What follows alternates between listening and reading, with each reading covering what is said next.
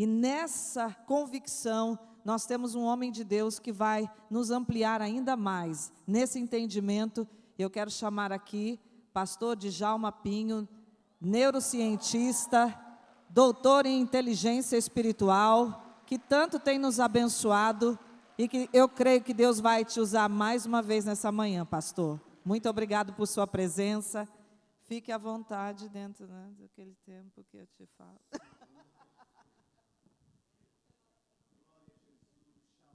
De Deus, shalom, shalom. Estou muito feliz de estar aqui com você de novo.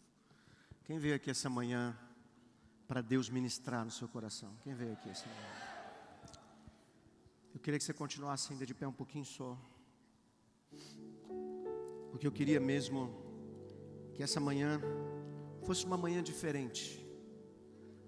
Eu sou pastor já há muitos anos, não vou dizer a quantidade, para você não achar que eu sou velho, mas vou lhe dizer uma coisa, assim, já tive diversas manhãs na minha vida, manhãs com Deus que me marcaram, mas o nosso Deus é especialista em fazer coisas novas, diferentes.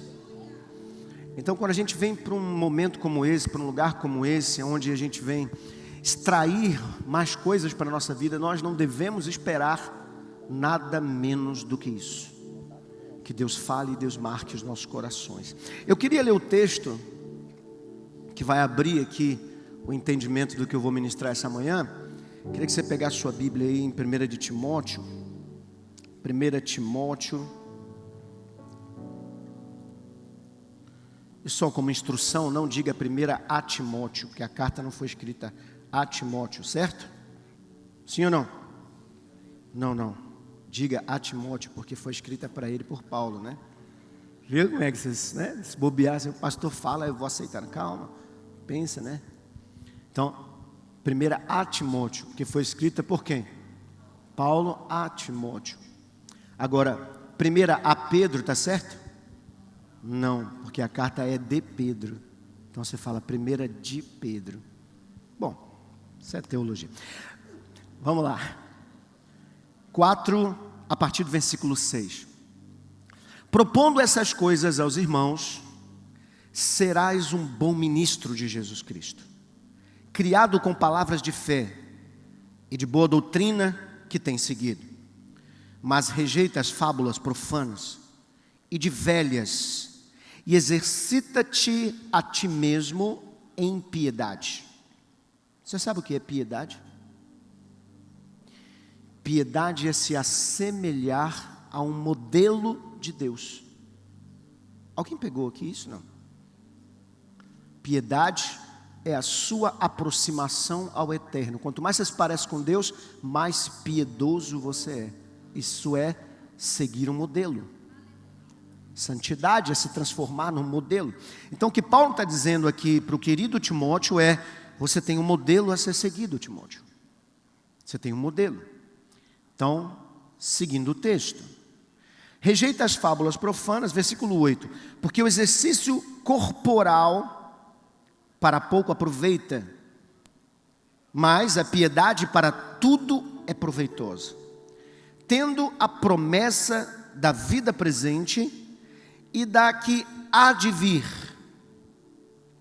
Esta palavra é fiel e digna de toda a aceitação, porque para isso trabalhamos e lutamos. Ele está falando de um modelo e agora ele está falando sobre que nós trabalhamos por esse modelo, por essa piedade, por essa santidade, por essa aproximação de Deus.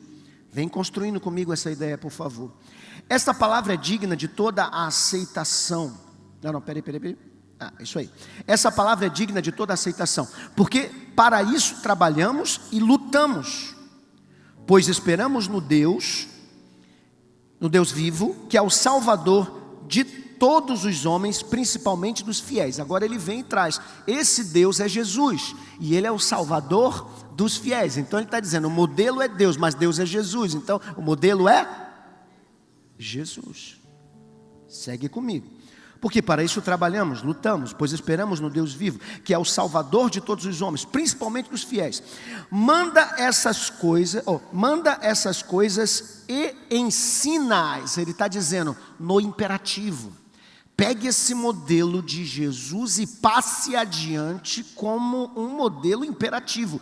Faça isso e ensine isso. A diferença, obrigue a fazer e ensine. São duas coisas. Segue comigo. 12. Ninguém despreze a sua mocidade. Não importa se você é novo ou se você é velho. Você tem que fazer isso aqui. Ninguém despreze a tua mocidade. Mas, aí ele vai dar a chave. Mas, ser o exemplo dos fiéis. Na palavra, no trato, no amor, no espírito, na fé, na pureza. Persiste em ler, exortar, ensinar até que eu vá. Não despreze o dom que há em ti, o qual te foi dado por profecia, com a imposição das mãos do presbitério. Medita essas coisas, ocupa-te nelas, para que o teu aproveitamento seja manifesto a todos. O que ele está dizendo? Se você fizer o que eu estou dizendo para você fazer, os seus seguidores, aqueles que são influenciados por você, vão poder aproveitar isso. Aproveitar para quê? Para copiar o modelo. Quem está entendendo o que eu estou aqui falando? Então vamos lá. Não despreze o dom que há em ti, que foi dado por profecia, imposição de mãos do presbitério. Medita nessas coisas, ocupa-te para que o teu aproveitamento se manifeste a todos. Aí ele termina assim: tende cuidado de ti mesmo. Ele está dizendo o seguinte: o que desvia o modelo somos nós. Catuca alguém e fala assim: Deus vai falar comigo hoje forte aqui. Tende cuidado de ti mesmo e da doutrina, persevera nessas coisas, porque fazendo isso te salvarás, tanto a ti como aos que te ouvirem. Pode sentar, irmão. Oh, Deus querido, que coisa mais linda. É o que Deus quer fazer conosco. Nós estamos vendo aqui o apóstolo Paulo reconhecendo que aquilo que Deus nos deu para carregar como apóstolos que foram chamados para a conquista de territórios, tem um modelo. Todo modelo é uma visão. Diga comigo, todo modelo é uma visão. E toda visão é uma inteligência. Diga, toda visão é uma inteligência. Toda visão possui uma inteligência.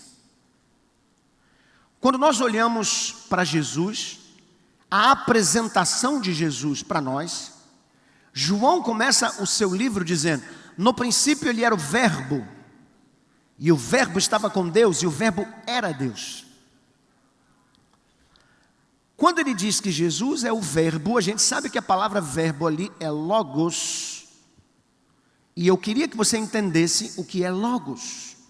Porque às vezes a gente tem a impressão que logos é palavra. E quando eu venho com esse termo palavra, eu acho que é uma junção de letras. E não é isso. Palavra aqui tem um sentido de ideia. Diga comigo, ideia. E ideia, toda ideia formatada tem uma inteligência por trás. Eu quero ir com você na definição de logos na filosofia, da onde João extraiu para comparar Jesus, ok? Então, quando ele faz uma comparação de Jesus com logos, ele está tirando isso da filosofia que já existia.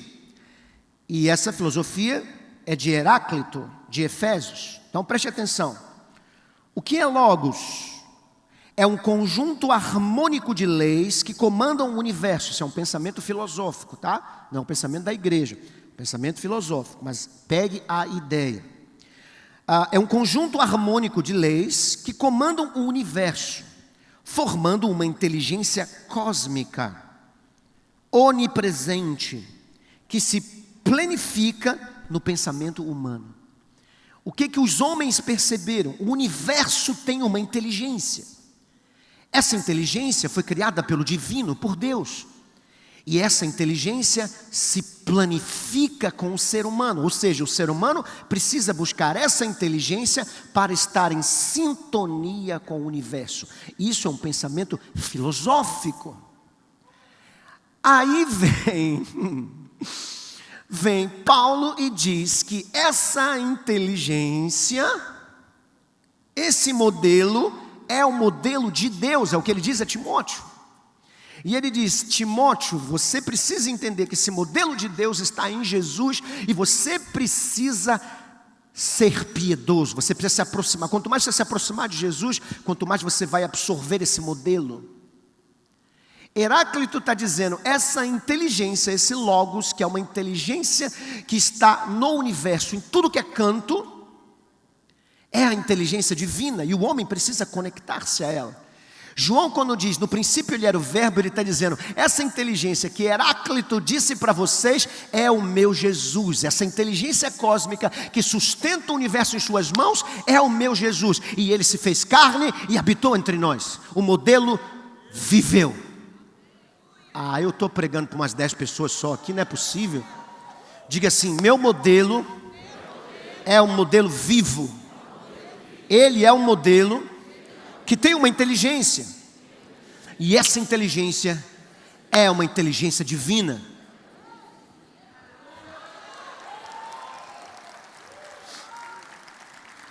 Eu preciso que você entenda que o modelo dos 12, que o modelo de Jesus não é um modelo criado por pessoas, mas um modelo percebido por pessoas espirituais, que entenderam que ele existe, que conseguiram perceber. Isso que Heráclito, antes de Jesus, percebeu junto com outros filósofos. Deus é tão incrível, ele botou uma inteligência no universo, o universo é perfeito.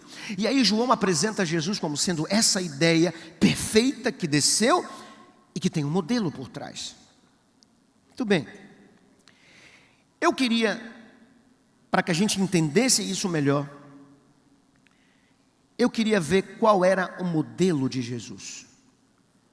E para isso eu pedi que os meus amigos colocassem alguns versículos ali na tela.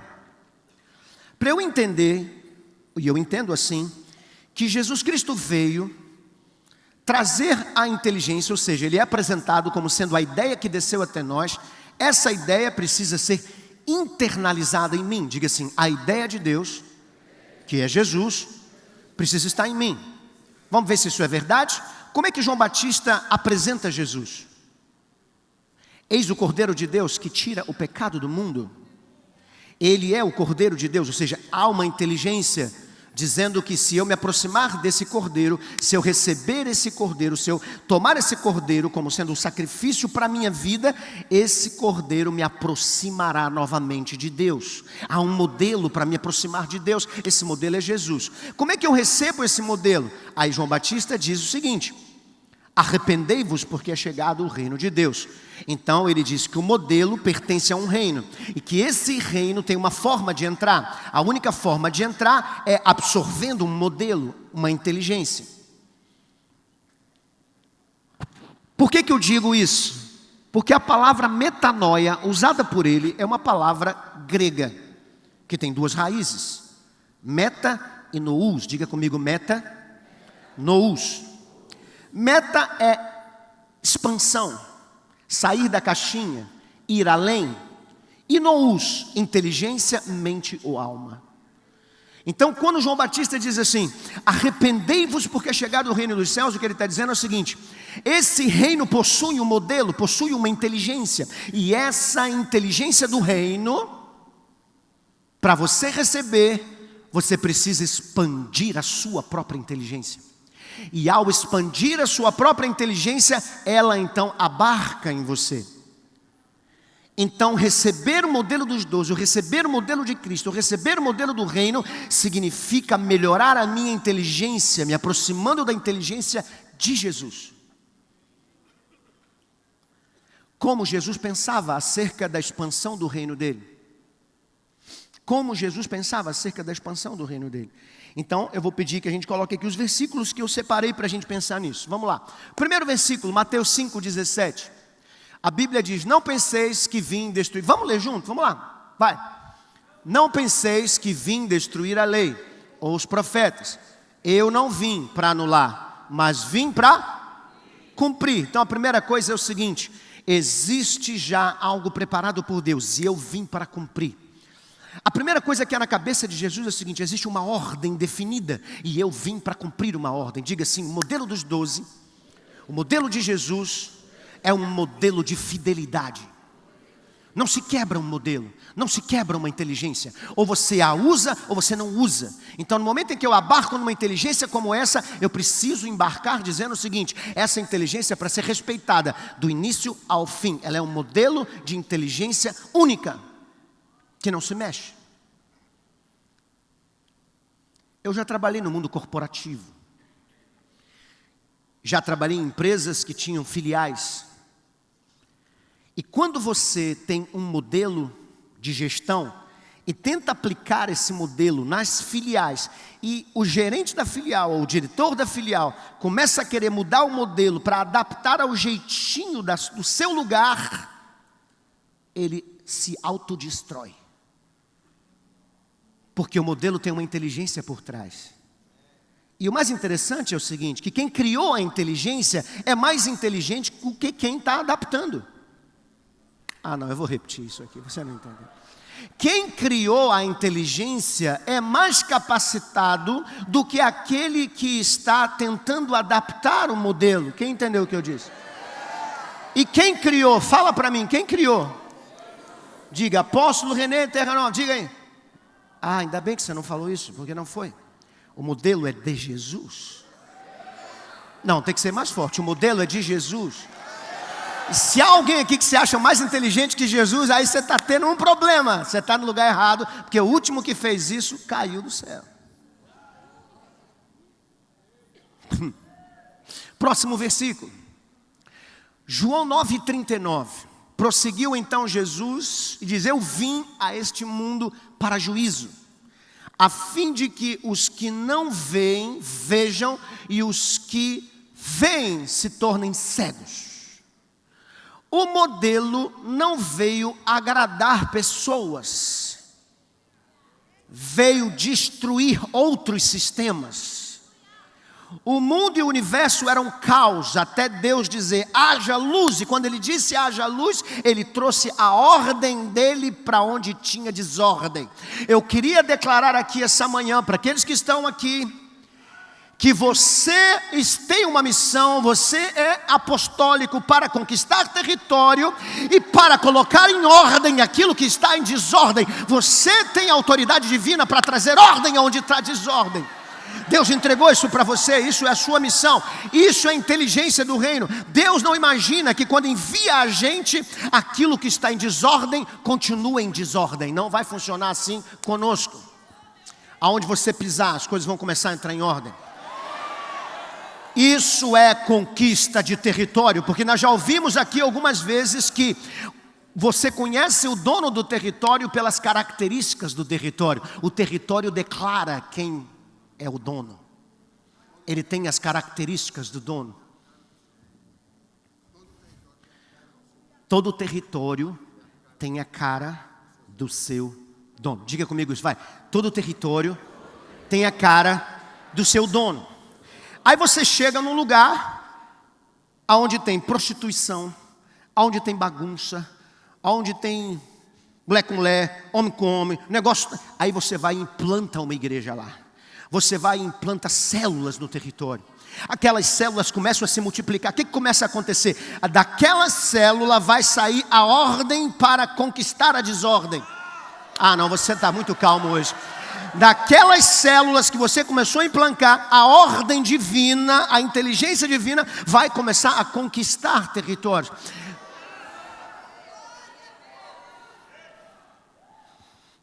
Vamos lá. Ali diz que aqueles que estão cegos vão passar a ver. Eu queria, em nome de Jesus, que você entendesse isso. Você tem a responsabilidade de fazer com que aquelas pessoas que não enxergam Deus, que não enxergam a inteligência dEle, que não enxergam a mente de Cristo, que não enxergam Jesus, Ele possa ser visto através de você. através das células que você implanta, através dos discípulos que você reproduz, através dos pastores que você nomeia, através do teu sistema apostólico dentro da igreja. As pessoas vão olhar para a gente e vão dizer: Jesus está aqui. Jesus está aqui. Essa era a mente de Jesus. Aonde eu pisar, eles vão ter que ver Deus. Jesus várias vezes nas suas parábolas ele dizia: para que vejam que vocês são filhos do vosso Pai que está no céu. Ele está dizendo, quem olhar para você tem que ver a inteligência de Deus em você. Vamos para o próximo. Não penseis que eu vim trazer paz. Eu não vim trazer paz. Eu vim trazer guerra, eu vim trazer espada. Eu vim cortar, eu vim dividir, eu vim abrir, eu vim rasgar. O que uma espada faz?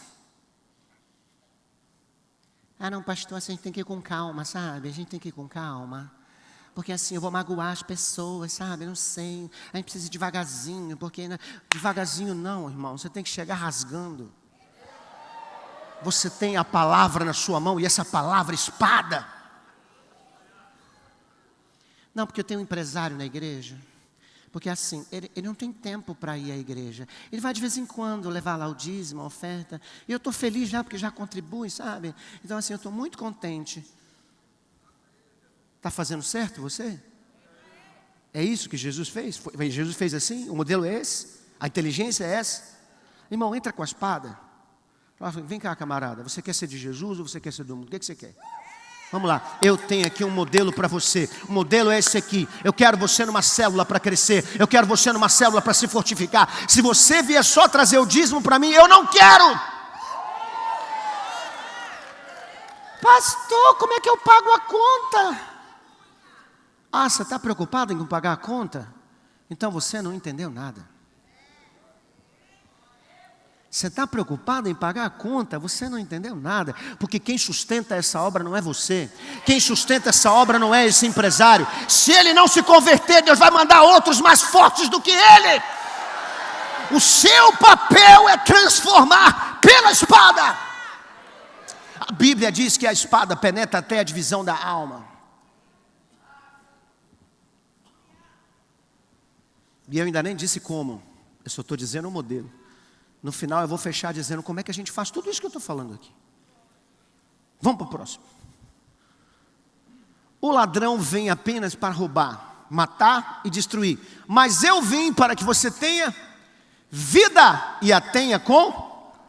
E a tenha com? E a tenha com? O que é vida abundante?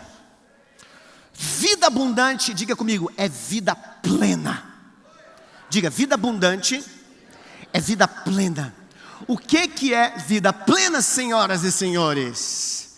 Vida plena é felicidade. Vida plena é felicidade. Vida plena é felicidade. A felicidade tem que estar em você. Como Jesus disse que veio para fazer a gente feliz, agora você vai começar a entender o processo. Quando Deus criou a inteligência dele e o modelo de conquista de territórios para a implantação do seu reino, Ele criou com base em quem nós somos. Ele conhece o ser humano, ele sabe como se conquista um ser humano. Ele sabe como se conquista uma pessoa. Diga assim, o cérebro humano, ele age por causa de um hormônio chamado dopamina. Dopamina é o hormônio da felicidade. É o hormônio do bem-estar. Quando uma pessoa vai tomar uma atitude, ela não toma à toa.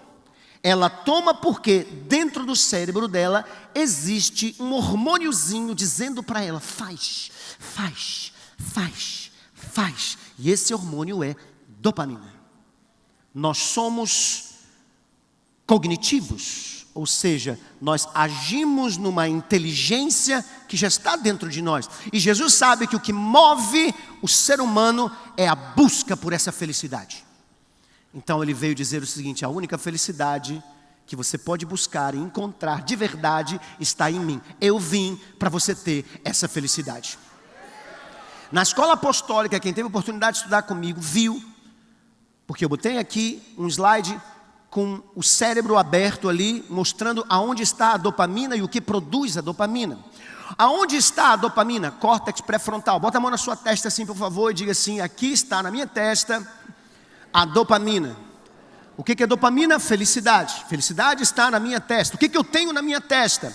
Eu tenho ali na minha testa todas as conexões neurais da felicidade. E aonde estão essas conexões neurais? O que tem ali? Ali eu tenho a fé, ali eu tenho a confiança, ali eu tenho a santidade, ali eu tenho foco, ali eu tenho sonhos, ali eu tenho metas, ali eu tenho perdão, ali eu tenho compaixão, ali eu tenho gratidão.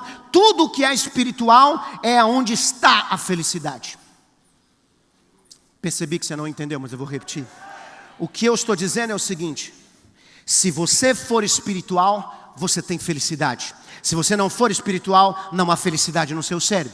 Quando Jesus disse: eu vim para que você tenha vida em abundância, ou seja, eu vim para que você seja feliz, Ele está dizendo: eu vou te fazer espiritual, eu vou te trazer de volta a ser espiritual. E quando você for espiritual, a felicidade vai brotar em você. E aí você vai saber o que é vida de verdade. O que o modelo faz? Ele leva a espiritualidade verdadeira, real. A gente ensina as pessoas a ser de Jesus. A gente ensina elas a viver a palavra. A gente ensina elas a viver o modelo piedoso, o modelo de santidade. E no momento em que ela começa a viver esse modelo, o cérebro dela se conecta a todas as regiões da felicidade. E aí, meu amigo, depressão tem que se afastar. E aí, meu amigo, medo tem que se afastar. Angústia tem que se afastar. Todos os problemas emocionais são controlados. Não é que você não vai ter, mas vai ser controlado, porque a espiritualidade controla as emoções. Vou te dizer uma coisa para não te assustar. Se você quer construir felicidade, não é pela emoção. Não é trabalhando a sua emoção, é trabalhando a sua espiritualidade. É ela que controla. A espiritualidade controla a emoção. Não adianta eu te ensinar técnicas de contemplação, para respirar. Respira fundo que vai dar tudo certo. Eu já li cada bobagem em tantos livros. Se abraça numa árvore e conta até 3. Eu já li isso diante de Deus. Livro da Harvard. Livros em inglês. Tony Robbins, ensinei isso, eu nem sabia que era Tony Robbins. Eu li outro, né? Vai ver que ele bebeu da fonte. Abraçar a árvore. Outros dizem, conta até 10. Tem um grande aqui no Brasil dizendo isso. Conta até 10, está nervoso? Conta até 10 antes de reagir. Irmão, eu nunca vi ninguém fazer isso e dar certo. A mulher gritou com ele, 1, 2, 3, 4, 5. Até de chegar no 10 ele já matou, ele já destruiu. Sabe? Não funciona, isso não funciona. O que muda a emoção de uma pessoa? A inteligência. Ele muda a mente, ele muda a emoção. O que a inteligência faz? Ela constrói a sua identidade. Diga comigo, inteligência constrói identidade. O cérebro humano tem uma área chamada córtex insular, onde está a sua identidade. Toda emoção, antes de tomar qualquer decisão e agir, ela precisa consultar o córtex. Ela faz isso em milésimos de segundo. Ou seja, se ela bater no meu córtex e ver um homem espiritual lá dentro, ele não reage pelo pecado. Por isso Jesus sabia disso e Ele disse: eu vim para que você tenha vida e a tenha com abundância. Eu quero profetizar aqui essa manhã que todos nós seremos pessoas que vamos viver a vida plena. Vida plena, vida plena, vida plena, porque isso é promessa de Deus. Jeremias 29:11 diz: eu sei os planos que tenho acerca de vós, planos de shalom. Shalom é prosperidade. Shalom é uma felicidade que não vem das riquezas ou das coisas que eu tenho, mas vem exatamente da completude de Deus na minha vida. Você vai ser completo de Deus. Você vai ser completo de Deus. Seus discípulos serão completos de Deus. Aonde você passar, a completude divina vai com você, porque essa é a missão de Jesus. Como é que ela entra? Pelo arrependimento. Jesus vem como ideia. Suas informações, a sua pregação e o seu ensino entra na nossa vida. Como João Batista disse: à medida em que eu me arrependo, Essa palavra arrependimento para a gente é mudança de rota. Por que ela é mudança de rota? Porque quando a palavra entra, não tem como eu continuar o mesmo. Então as coisas começam a mudar. Vamos para o próximo. Eu vim ao mundo como luz, para que todo aquele que crê em mim não permaneça nas trevas. Olhe para mim. Jesus sabia que o que ele ia fazer ia inalar. O que a luz faz? Vamos lá, o que a luz faz? A luz clareia, a luz é energia, a luz transfere o que mais importante ela tem, que é a sua energia para outra pessoa. Você tem o poder, e aí você tem que estudar um pouquinho mais sobre física quântica para entender isso. Você tem que estudar um pouquinho mais sobre inteligência espiritual para entender isso. Você tem o poder de só de chegar perto mudar o ambiente. Vou repetir, você tem o poder de só chegar perto mudar o ambiente. Não importa se tenha 10 pessoas negativas, quando você pisar ali, a presença de Deus chegou junto com você. Você é luz. E como é que essa luz é transferida? Ela é transferida pela palavra que você prega. Ela é transferida pela informação que você leva. A palavra luz no hebraico significa conhecimento. O teu conhecimento vai transformar vidas. O teu conhecimento vai mudar ambientes. Nós conquistamos território, não é roubando pessoas, entrando na casa, quebrando coisas. Nós conquistamos territórios, conquistando corações. Corações com a palavra da verdade. E quando eu digo corações, escute, coração na Bíblia tem 3 faces. Quando eu digo coração, eu estou dizendo emoção. Diga comigo, emoção. Eu preciso cativar a emoção da pessoa, eu preciso trazer emoção para mim, dominá-la no meu espírito. Segundo, pensamento, diga pensamento. Coração na Bíblia é pensamento, eu preciso tomar o pensamento da pessoa. Como eu tomo o pensamento da pessoa? Dando informação, informação vira memória, memória forma pensamento. Em terceiro, eu falei aqui, vamos lá, falei o quê? Emoção, pensamento e inclinações. Essas inclinações são importantes. Ou você inclina para o espírito, ou você inclina para o pecado. Ou você é conduzido pelo reino dos céus, ou você é conduzido pelo império das trevas. Mas nós já fomos transferidos, diz Colossenses, do império das trevas para um reino. E o que é um reino? Um reino é alguém que tem um rei, que foi ungido, e esse rei vive em mim, e esse rei brilha em mim, e esse conhecimento do rei, o pensamento do rei, a cultura do rei é transmitida através de mim. Então nós levamos esse reino adiante para quebrar trevas através da palavra. Vamos para o próximo. Oi. Jesus respondeu: vamos para outro lugar, para os povoados vizinhos. Conquista de território, expansão de território. Vamos para outro lugar. Tem aqui, né? Posso ler aqui. Vou ficar de costas para vocês não verem aqui um cucuruco que eu tenho aqui atrás. Vamos para outro lugar, para os povoados vizinhos, para que também eu pregue lá. Uau, foi para isso que eu vim. Jesus está dizendo: eu não vim para ficar só aqui. Eu vim para conquistar territórios, eu vim para expandir territórios. Se você está na visão e não pensa em expandir território, você ainda não pegou a visão. Diga: visão, modelo, pensamento divino é conquistar. Conquistar território. Por isso ele é apostólico, por isso ele é dominador, por isso ele é expansivo. Deus te deu uma missão, e mais do que isso, com essa missão Ele já te preparou com uma unção para a conquista de território. Aonde você pisar e você reivindicar, aquele território será seu. Não importa o poder daquele lugar, se tiver muralhas enormes, vai cair como caiu a muralha de Jericó, porque chegou ali alguém que foi enviado por uma missão. Jesus era apostólico, porque ele foi enviado pelo Pai. E quem foi enviado para a conquista de território e expansão é apostólico. Então o primeiro apostólico foi Jesus. Diz que o modelo não é dele. Quem está falando aqui é um assembleano, mas vamos em frente. É só para você saber que quem fala de fora fala com mais autoridade. Porque quem fala de dentro pode ser obrigado a falar. Eu não sou obrigado a falar, mas eu falo porque acredito. Vem comigo, vem cá, ó, vai, próximo. Para a gente fechar aqui. Vão aprender o que significa isso. Desejo misericórdia e não sacrifício. Diga, desejo misericórdia e não sacrifício. Diga, desejo misericórdia e não sacrifício. Aí ele diz: pois não vim chamar justos, mas vim chamar pecadores. Qual é a diferença em misericórdia e aqueles que fazem sacrifício? Quem busca a misericórdia reconheceu que pecou.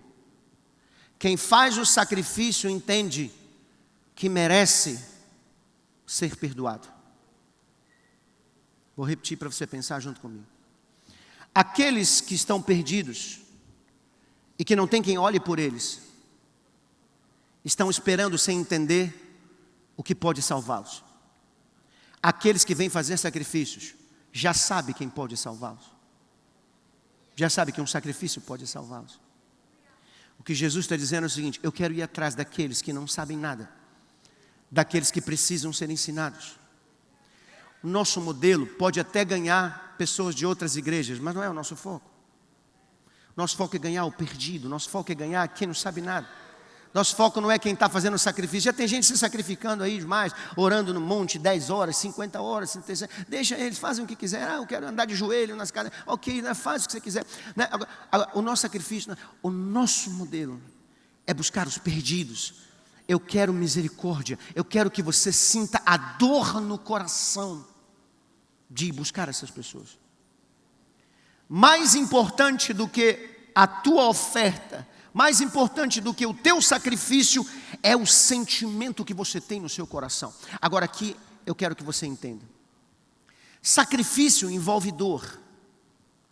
Mas o Evangelho de Cristo não necessariamente te chama para a dor.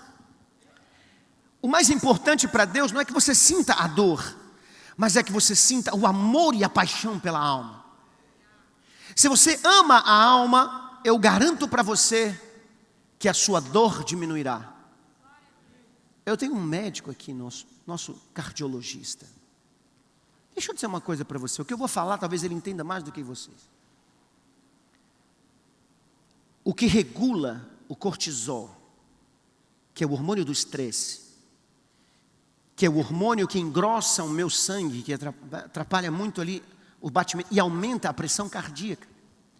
O que faz com que desregule o meu corpo e às vezes eu sinta medo. O medo é carregado com cortisol. O que regula isso é a ocitocina. A ocitocina fina o sangue. A ocitocina regula o medo. E o que é ocitocina? Ocitocina é amor. Diga comigo, amor. Jesus disse: o maior de todos os mandamentos é o amor. Porque se você amar, você não vai sentir dor. Você não vai estar estressado todos os dias. Você não vai se sentir pressionado a fazer. Sabe por que muitas vezes parece que as coisas não vão avançar para a gente no reino? Porque a gente faz com peso. Eu tenho que abrir uma célula mesmo lá em casa. Isso é doloroso, né? É difícil esse negócio. Toda semana, né? Pode ser uma vez por mês, uma vez por ano, fazer um negócio lá em casa. Sabe por quê? Porque ele está olhando o sacrifício, mas Deus quer a misericórdia. Ser pastor é difícil, porque é tanto problema na igreja, você não tem noção. É tanta gente problemática. É porque você está olhando o sacrifício. Se você amasse, a ocitocina ia diminuir, teu cortisol e teu estresse ia diminuir. E quando os problemas vierem, você está pronto para eles. Uma vez Jesus entrou, já estava no finalzinho do ministério dele, e eu vou encerrar aqui te falando sobre isso. E os discípulos estavam numa casa, reunidos, esperando ele, porque eles iam fazer a última ceia lá. Aí Jesus chega, e tinha uma discussão dentro da casa, quem é o menor? Por que a discussão? Porque o menor teria que lavar o pé de todo mundo. Pegue isso. O menor teria o sacrifício de lavar o pé. Lavar pé é ruim, né?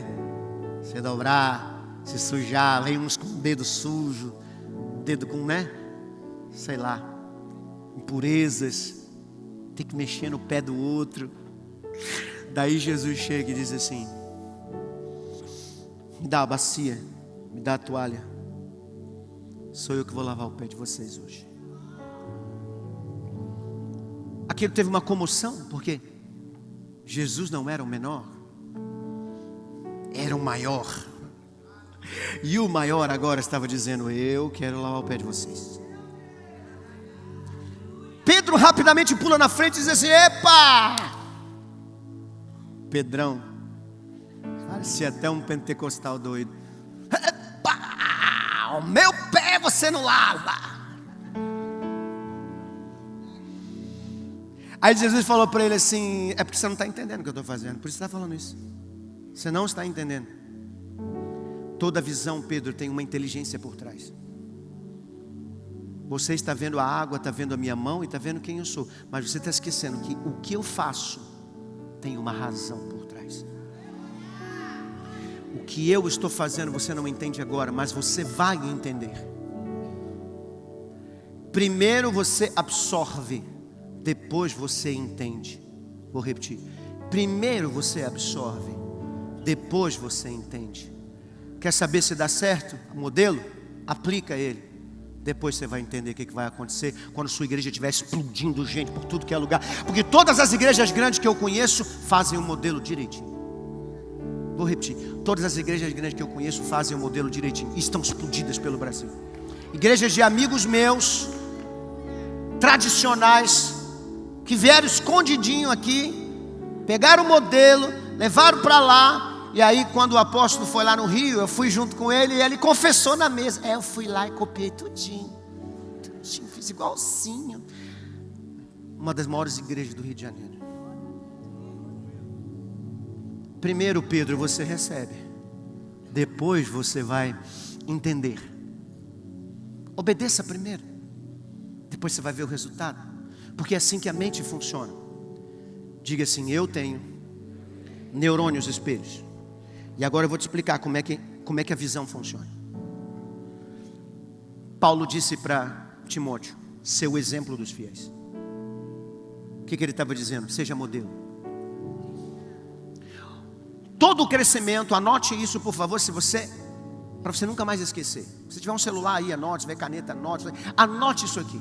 Se você esquecer tudo da minha mensagem, guarde isso aqui, por favor. Todo o crescimento só existe se houver essas três coisas.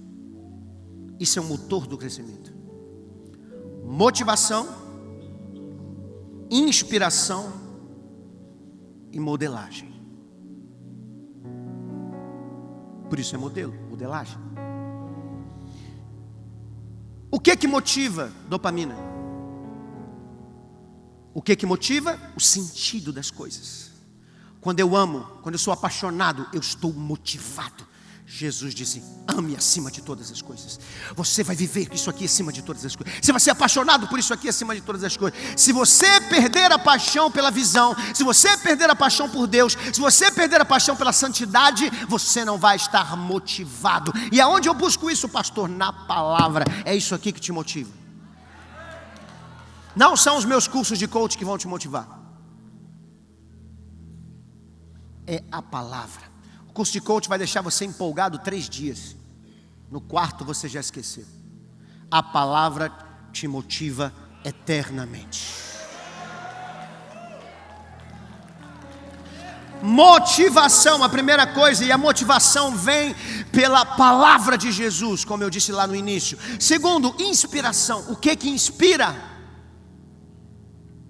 É eu ver no outro aquilo que eu quero ser. Eu tenho viajado o Brasil para pregar em congressos da visão. E as perguntas que eu tenho escutado são sempre as mesmas.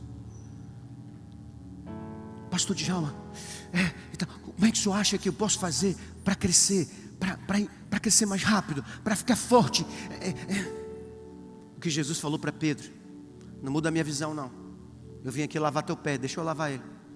A visão é lavar teu pé. Não, mas o meu não. Eu vou lavar teu pé, porque a visão é lavar o pé. Eu vou lavar o pé, faça a visão. Não mude a visão. Se você mudar a visão, eu vou te chamar de diabo. Aliás, já chamei ontem aqui você de diabo, né? Chamei ou não chamei? Chamei ou não chamei? É, porque não sou eu que estou pregando aqui, é Jesus que está falando aqui. E Jesus falou ontem aqui e disse que um no meio que quiser distorcer a visão é... E você não é diabo mesmo, você é bênção. Eu amo esse casal aqui, gente, eu amo demais. Arão e Esther Amazonas aqui. Dá uma palma de palma para ele. Motivação, inspiração é alguém que você olha e diz, eu quero ser assim. Deixa eu dizer uma coisa para você, é isso que eu digo para todo mundo que me pergunta, como é que eu faço para crescer? Seja uma inspiração. Uma vez eu ouvi em uma das regiões assim, pastor, eu tenho dificuldade de ter líderes. Eu tenho dificuldade de ter líderes, eu tenho dificuldade de formar líderes, sabe por quê? Porque todo mundo hoje quer ser empresário. Todo mundo quer hoje ganhar dinheiro. Todo mundo quer hoje. Aí eu disse para essa pessoa, entendi, mas o problema continua o mesmo. Se a pessoa está se inspirando mais no empresário do que em você, o problema não está na pessoa, o problema está em você. Seja a inspiração dessa pessoa. Se ela olhar para você e ver que você é mais empresário que pastor, ei, desculpa, você está fora do modelo.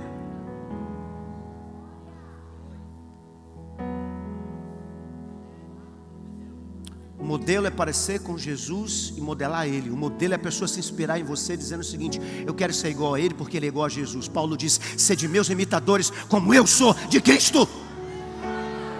Se a igreja não cresce é porque não tem inspiração. E não tem inspiração porque talvez você não seja uma.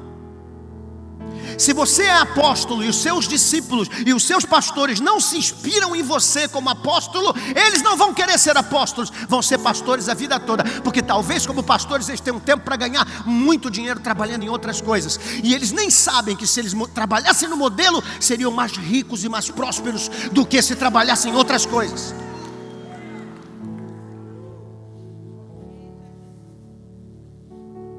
Eu fui empresário e ganhei muito dinheiro como empresário. Mas na hora que eu falei assim, Jesus, eu não quero ganhar dinheiro do Egito não. Eu quero ganhar dinheiro trabalhando para o reino. Eu quero trabalhar para ti, o Senhor me prospera. Quando eu fiz isso, eu prosperei mais do que trabalhando para o mundo. Porque aquele que chama é fiel. Porque aquele que chama é fiel. Quem está entendendo isso? Fique de pé no seu lugar, eu quero orar por você. Minha mensagem já acabou. E eu preciso que você entenda. As pessoas só se inspiram em quem elas entendem que é modelo. As pessoas só se inspiram em quem elas entendem que é modelo. Eu tenho andado com o apóstolo Renê. Ele tem sido a minha inspiração. Eu tenho andado com o pastor Silas, o meu pastor. Ele tem sido a minha inspiração. Então quando eu olho para essas pessoas que são maiores do que eu, essas pessoas que são modelos naquilo que Deus chamou elas, e eu vejo, caramba, eu sou escritor, mas eu não escrevo o quanto o apóstolo escreve. O homem não vai dormir sem que escreva um monte de coisa. Jesus, eu durmo primeiro. Eu me inspiro. Inspiração transforma. O nosso cérebro, digo meu cérebro, tem neurônios espelhos. Deus sabia disso. Jesus quem fez esse neurônio espelho na minha cabeça. E para que serve o neurônio espelho? Ele copia o que eu admiro. Eu me transformo naquilo que eu admiro. Se as pessoas não admirarem você, elas não serão transformadas naquilo que você é. Deus te abençoe. Deus transforme sua vida. Deus mude os seus discípulos a partir daquilo que Deus está fazendo com você. Amém.